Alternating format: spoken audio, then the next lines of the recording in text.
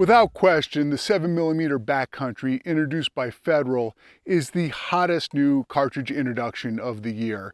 Everybody's talking about this very interesting round, which operates on the principle of generating really high pressures, but that are safe to use in modern rifle actions because of the case that it uses. The case is a steel alloy case called PEAK alloy.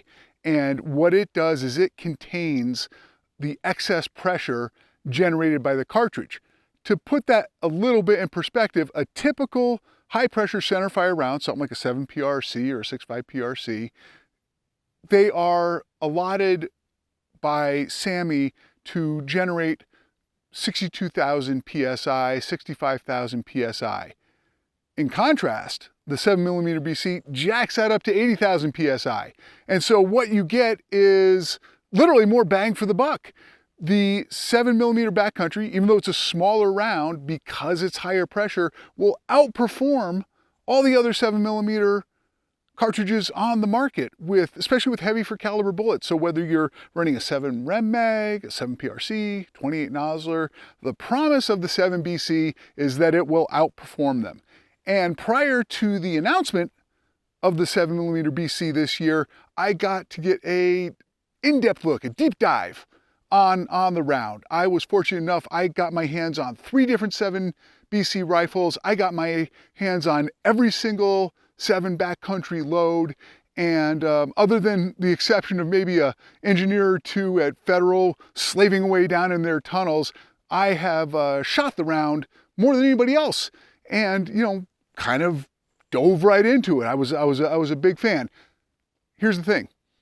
The rifles I was using are really nice rifles, things like the Proof Glacier TI.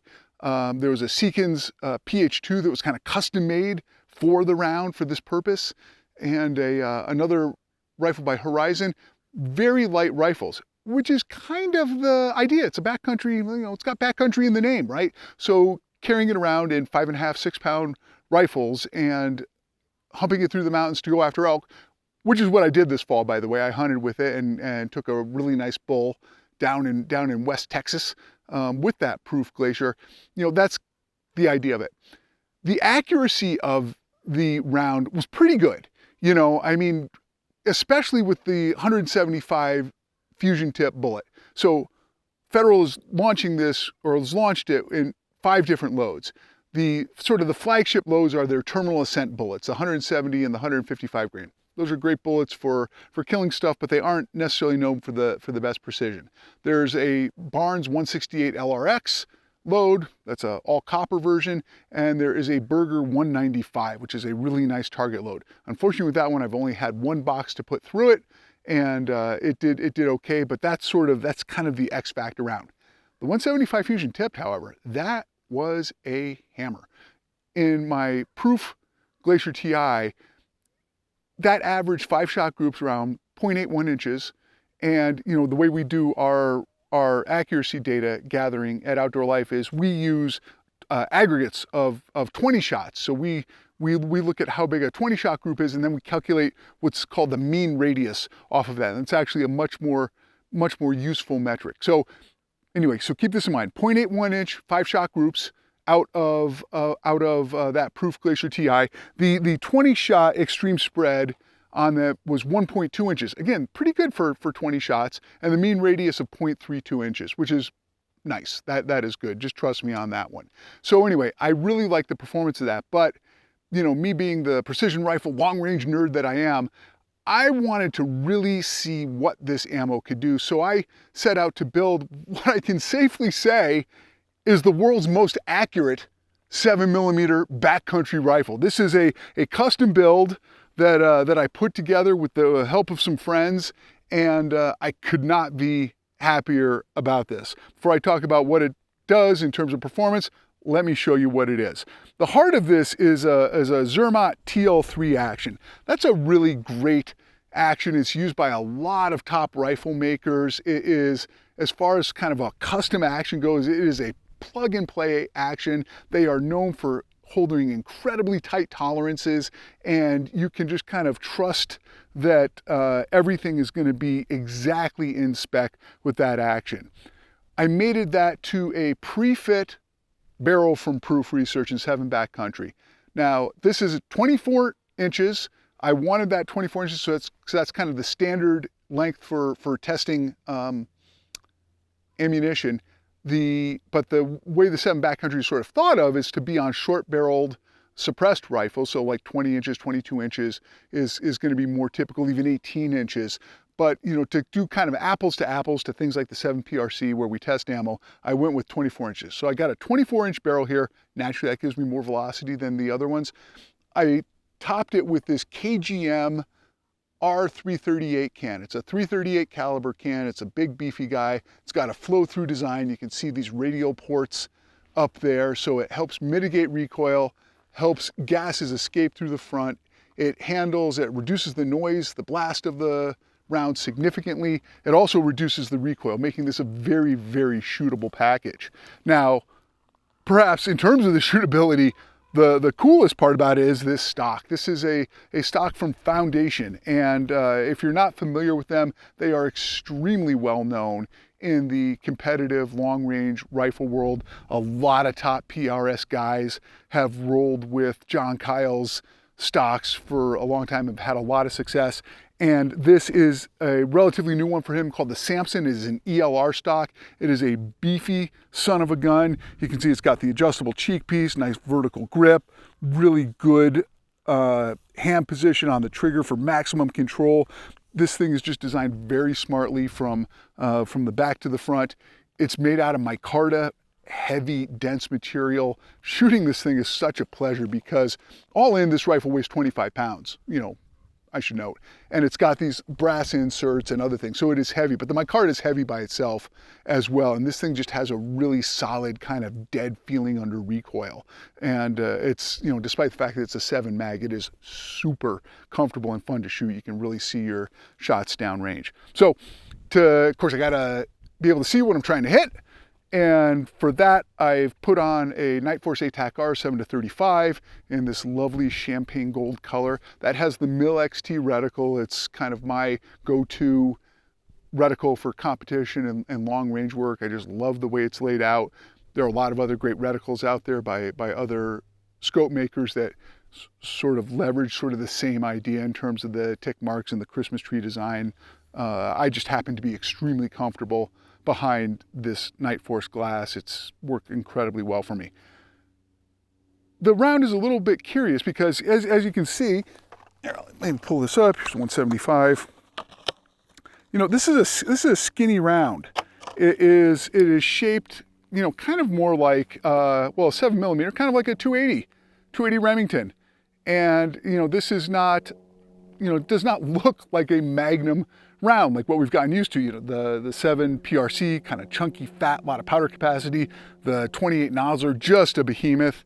And of course the 7 Rem Mag, the one we all grew up with and love. So I needed to get bottom metal that fit this long action. I went with Hawkins. They make beautiful bottom metal for this. This is a long action that fits this 3.715 inch magazine. This is an MDT, and you can see kind of how skinny it is there. So this is a 30-06 sized action, and this is more or less a 30-06 size round. It mated beautifully, so this thing just feeds extremely well. So not only is it accurate, not only does it recoil well, but it feeds like a dream. Now, so you can kind of see that the bones of this are legit. So what does it do? Let's go back to comparing it to the Proof. That Proof had that 1.2 inch 20 shot spread with the 0.32 inch mean radius and that 0.8 inch average 5-shot group, very respectable.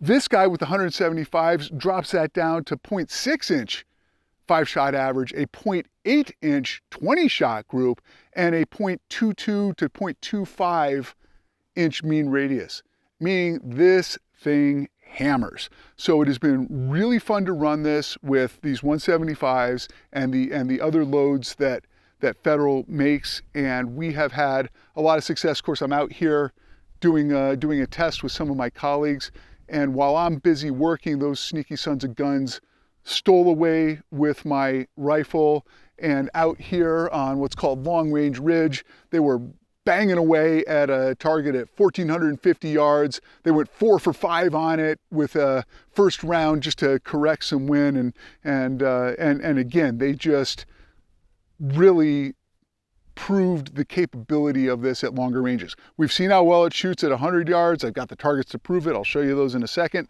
But really, if you want to stretch out the 7BC, get way the heck out there, I'll tell you what, this rig right here is as good as it gets. Oh, and here's the other thing they did. They slipped my turrets up here. So when I went to go shoot it, of course the thing isn't zeroed. So now, you know, we've got a little bit of like kind of bragging right things goes, but you know, that is such a party foul that they slipped my turret. So I've got to kind of, you know, just guess with Kentucky windage out here, but I am going to get on these long range targets, and I guarantee you I am going to hit them, even though they tried to sabotage my experience. That said, let's get behind this rifle and see if we can wreck some steel. So here's a sample of what we've done with the TL3 and 7BC. You can see I've got this, my each target here I've designed, which has these small circles, those are well under an inch, and these little reference points that allow us to overlay these 5-shot groups. So this one up here was shot by my friend Sean Murphy. This is the 170 terminal ascent load. Again, you can see each of the 5-shot group averages really good, 0.9, 0.8, 7.6, 7.5, 3/4 inch. Down here, 175 fusion tipped, you know, even better, 0.71, 0.5, 96, 0.907, 0.451. Really good groups. But what we do is we overlay them. And you can see all those pretty dots here, and you can see that they kind of make a nice pattern. And we look at those 20 dots, we use a group analysis tool in the Hornady app, there are other ones out there, and you can see that we end up with, in both these cases, with groups just over an inch extreme spread for the 20 shots, and the mean radius, that's really the telling figure, 0.32 inches. So that means the mean, half of the shots will be within 0.32 inches of your point of aim or less, half will be 0.32 inches or more. And this guy, 0.26 inches, that is outstanding. 0.32 is amazing, 0.26 is outstanding. You can see how nicely tight and clustered those 20 shots are with in that case, the fusion tipped, and it is, you know, really, that's the proof is in the pudding. This gun is just a hammer. Target at 490. And let's get this shot out, see how life treats us. Well, not a lot of doubt about that. What the heck, let's stretch it out. Let's go to 582. 582. Nice clear conditions, not much wind, gonna hold basically dead on.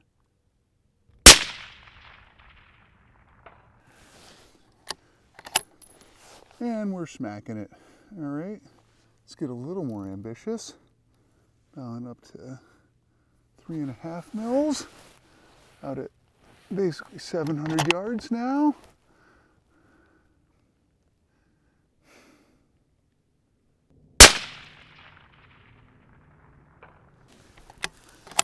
The sound of success. Enough of those dinky close-in targets at 800 and 900 yards. We're gonna see what this guy can do at a real distance. Have a plate out there at 1450, and you know, again, thanks to my unscrupulous colleagues who messed with my zero. We'll have to see how accurate my data is here, but that's why these guns hold more than one round. All right. I'm just going to hold straight up.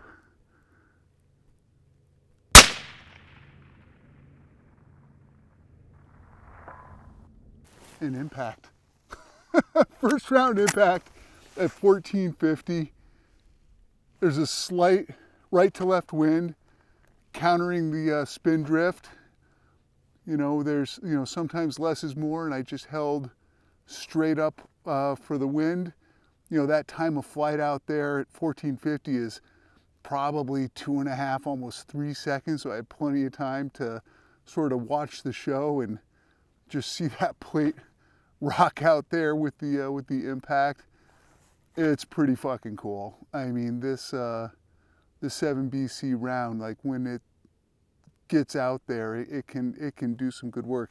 And this is with a hunting bullet too. This is with this 175 Fusion tipped. You know, this is their quote unquote deer hunting bullet, but you know, we've had such good results with this so far in terms of precision and even, you know, the terminal performance. You know, like I said, I shot a really nice elk with it down in Texas, and that was a decent poke. It was like 545 yards, and did a great job. And you know, so once we start getting this round with more like high BC precision bullets, I mean, I don't know what the limit is. You know, the one thing we have seen is that, you know, you've got to maintain these rifles. They will get kind of a little sticky, a little fouled, and start to not run as smoothly. But if you keep on top of your gun maintenance, as we've done, that seems to kind of mitigate that. So, you know, right now, world's most accurate 7BC living up to the billing, and I look forward to seeing who else can come up with something that can top this, but I'm not holding my breath.